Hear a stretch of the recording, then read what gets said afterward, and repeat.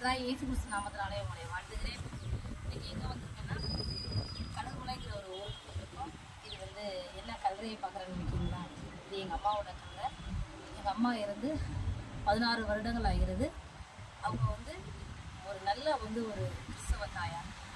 எனக்கு ஒரு ஆவிக்குரிய தாயார்னா, ஸ்பிரிச்சுவல் லீடர்னா அவங்களுக்கு நான் சொல்லுவேன். எங்களை நல்லா ஆவிக்குரிய பாதையில் எங்களை நடத்தினாங்க. இன்றைக்கு நாங்கள் வைராக்கியமாய் ஆண்டவருக்காய் நிற்கிறோம் என்றால் அவர்கள் எங்களுக்கு வளர்த்த வளர்ப்பு. தீமோத்தேயுவில் சொல்லப்பட்டதுபடி எங்களை வளர்த்தாங்க. நல்ல நல்ல போராட்டத்தை போராடினேன், குடத்தை முடித்தேன், விசுவாசத்தை காத்துக்கொண்டேன், நீதியின் கிரீடம் எனக்காக வைக்கப்பட்டிருக்கிறது. இந்த வசனத்தின்படி அவங்க இந்த பூமியில் தேவனுக்கு பிரியமாய் அவங்க வாழ்ந்தாங்க. அவங்க ஓட்டத்தை முடித்தாங்க. இன்றைக்கு பரிசில் இருப்பாங்க. ஒரு நாள் நாங்களும் அவங்களை பார்க்க நாங்கள் செல்வோம் என்று நாங்கள் விசுவாசிக்கிறோம். அவங்க எங்களுக்கு நிறைய பாடங்களை, நிறைய லெசன்ஸை கற்றுக் கொடுத்துருக்காங்க.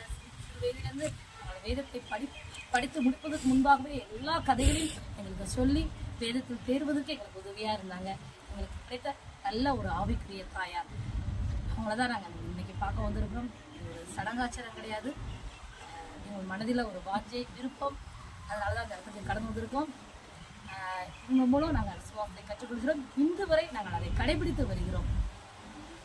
இது சாட்சி உங்களுக்கு பிரயோஜனமாக இருக்குன்னு நான் நினைக்கிறேன். அந்த இயேசுவை நம்புங்கள், விசுவாசியுங்கள், ஏற்றுக்கொள்ளுங்கள், அற்புதங்களை பெற்றுக்கொள்ளுங்கள். தேவன் தான் உங்களை ஆசீர்வதிப்பாராக. ஆமென்.